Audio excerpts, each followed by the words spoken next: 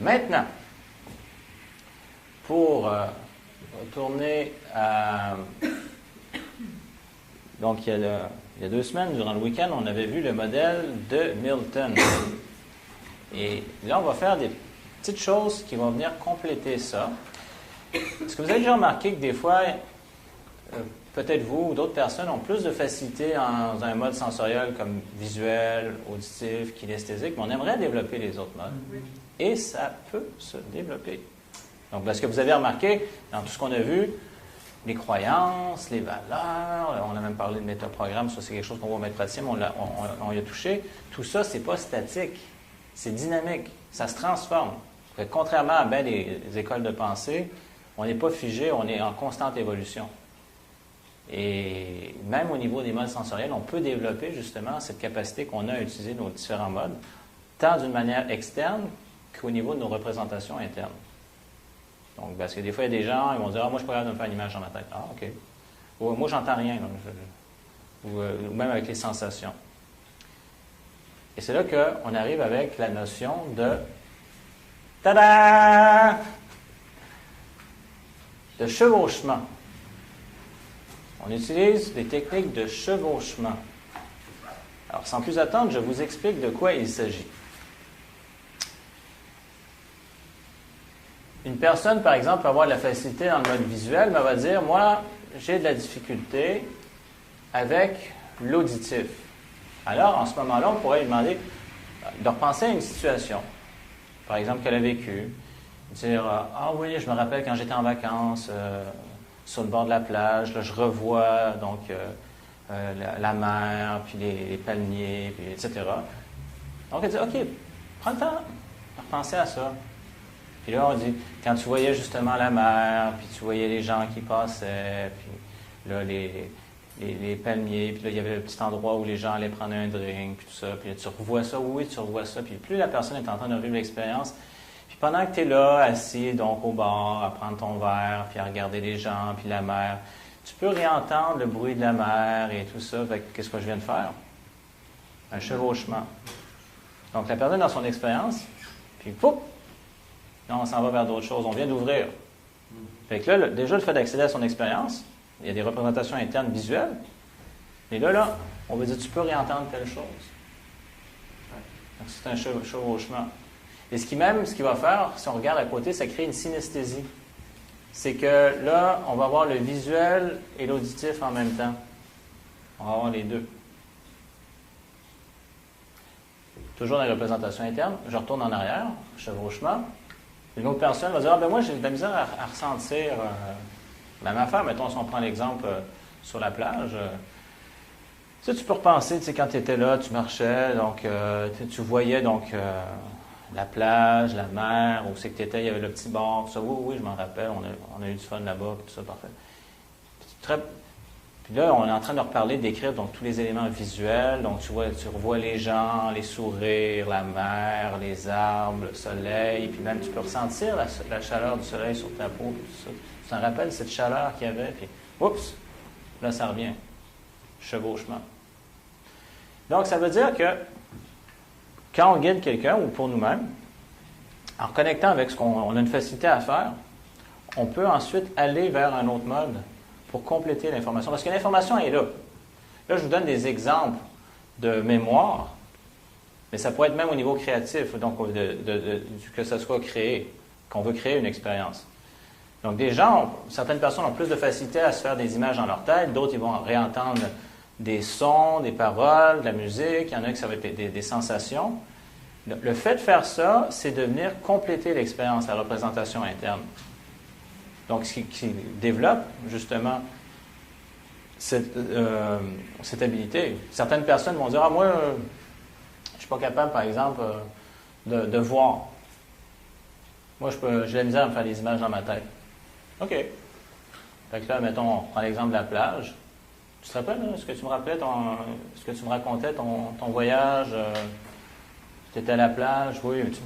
Donc, tu te rappelles justement la chaleur du soleil, puis tout ça, oui, c'était agréable, puis même il y avait une petite brise, puis c'était bien. Donc, quand tu quand tu penses à ça, puis tu ressens justement l'état là, de bien-être dans lequel tu étais, puis il y avait la chaleur du soleil, puis il y avait la petite brise, puis tu étais bien, fait que là, on embarque dans le kinesthésique, tout ça. Tu sais, tu peux revoir la mer, puis tout ça, puis oups, là, on permet d'accéder à ça, chevauchement.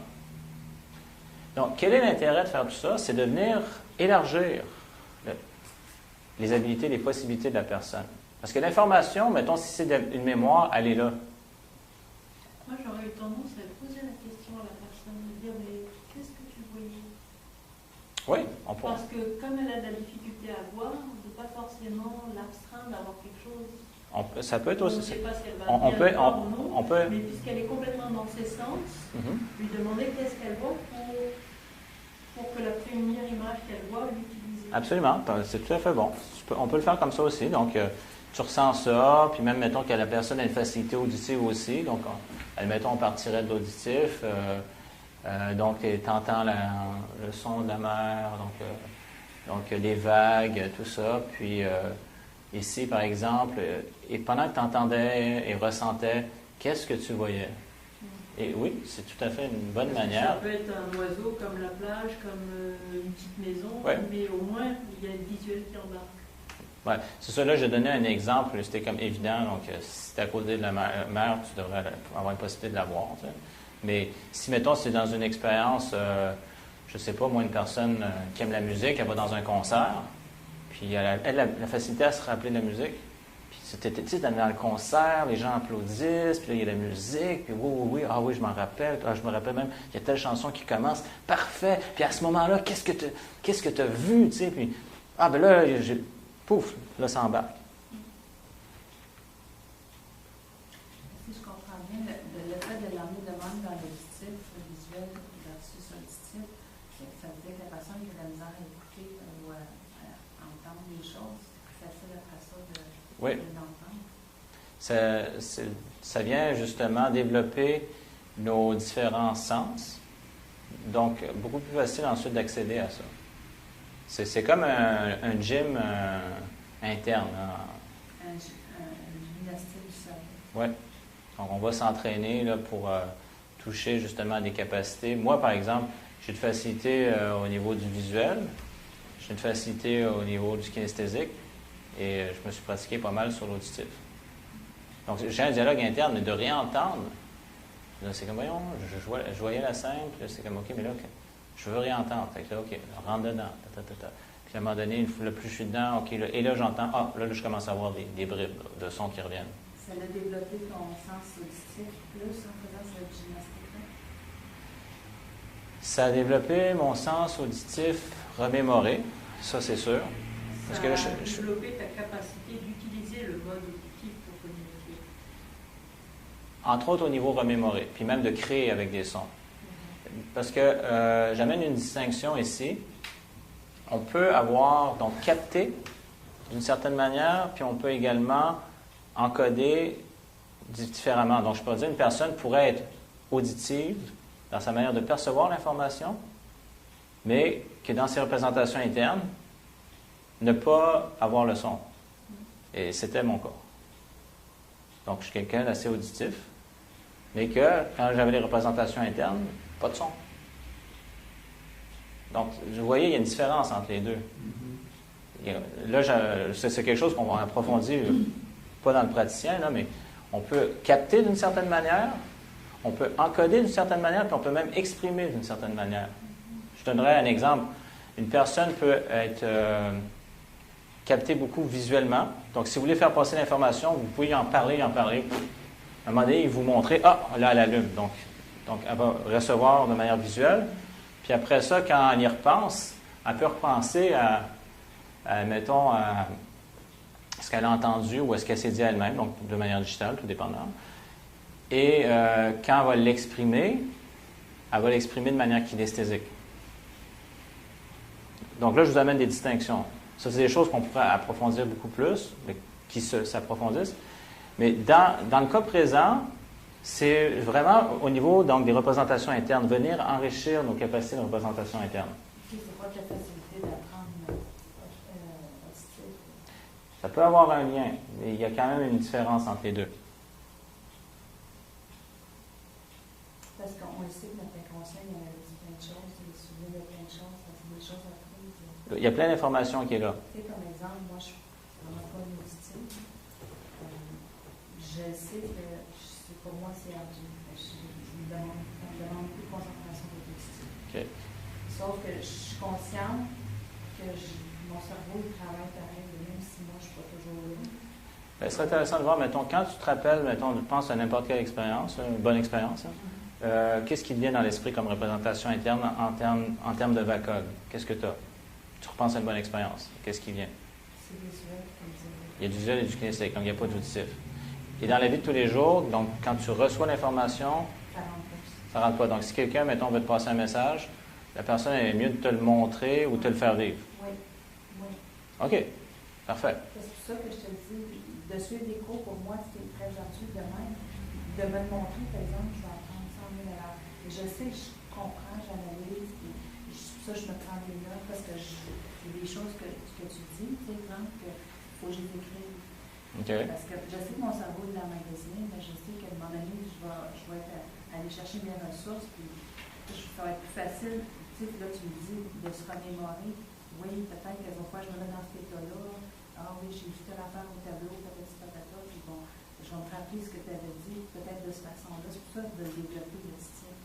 Mais en le voyant, je vais me rappeler que c'est telle fois, quand tu as dit telle affaire, tout ça, je vais m'en rappeler. Mais juste avec les mots, je vais peut-être faire un dialogue interne digital, tu sais, un digital, que je vais voir je vais être capable de voir peut-être le chevauchement, exemple. Je vais me fermer les yeux, je vais dire, ah oui, c'est vrai. Donc là, tu vois le mot chevauchement écrit. OK. Parce que je suis visuelle. OK. Mais dans ma tête, ça ne va pas allumer, ah oui, chevauchement, il dit ça. Parce que tu ne l'avais pas enregistré. OK. Donc, c'est un ensemble. Oui, c'est sûr, c'est un ensemble. c'est un ensemble, mais ce qu'on cherche autant que possible, c'est de compléter l'information. Je prends un exemple.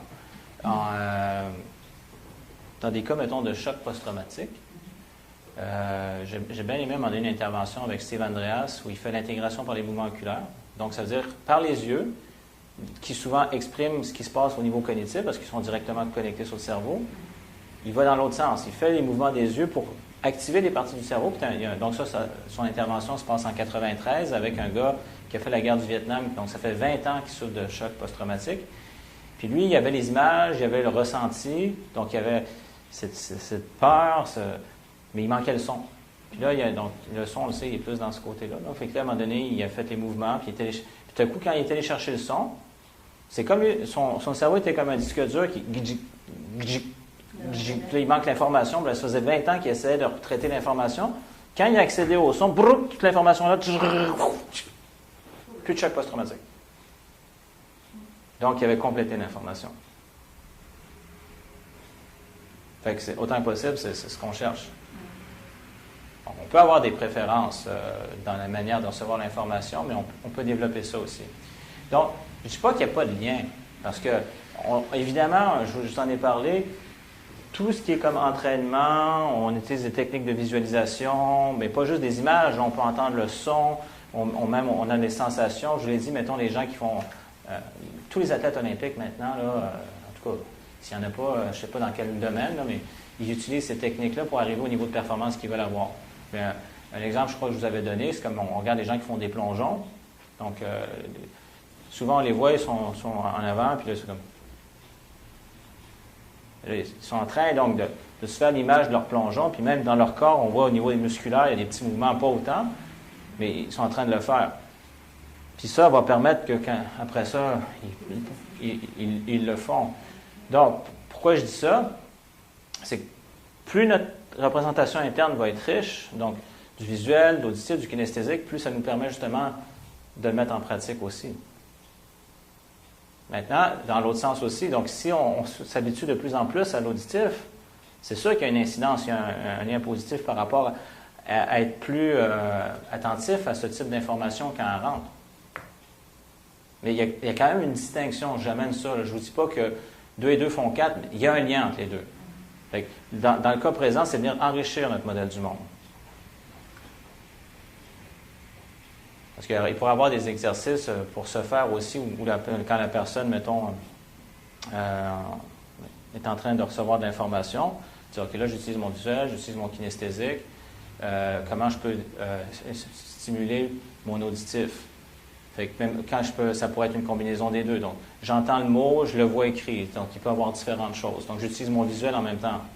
Donc, là, je vais encoder quand même l'information. Donc, là, on va faire des formes de synesthésie. C'est ce qu'on voit.